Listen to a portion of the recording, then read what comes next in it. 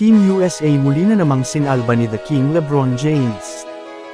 Kagaya nga ng dati kontra South Sudan, muling pinangunahan ng nag-iisang hari ng basketball na si LeBron James, ang pagkapanalo ng Team USA laban sa mga naglalakihan at mas mga batang players ng koponan ng Germany.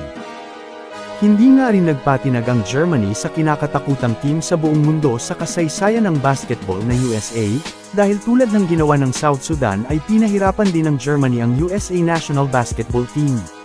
Pinangunahan nga sila ng kanilang veteran point guard at isa sa mga mahuhusay na gwardiya sa NBA ngayon na si Dennis Schroeder. Katuwang ni Dennis sa Germany ang magkapatid na NBA players na si Mo at Franz Wagner.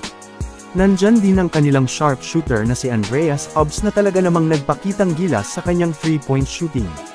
Sa kabilang banda naman, pinangunahan ni The King LeBron James ang koponan ng Team USA. Nakatulong din kahit papaano si Stephen Curry at iba pang mga players tulad ni Joel Embiid at Anthony Davis. Buong game nang naging dikdikan ang laban, sa tuwing nasa loob si LeBron James ay maganda ang nagiging opens iba ng USA. Lamamang pa sila ng mahigit 10 puntos. Ngunit nang inilabas na si LeBron James ay muling nakahabol at nakuha pa ng Germany ang kalamangan. Dahil dito ay muling ibinalik si LeBron James para mabuang muli ng USA ang kalamangan sa Germany.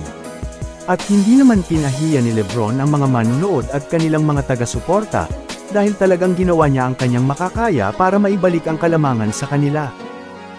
Talagang makikita natin na si LeBron James ang puso ng Team USA, kung wala siya talagang mahihirapang manalo ang USA sa Germany at sa iba pang malalakas na bansa na kalahok sa Paris Olympics na magsisimula na sa susunod na linggo. Mabuhay ka LeBron James, ang nag-iisang hari ng basketball.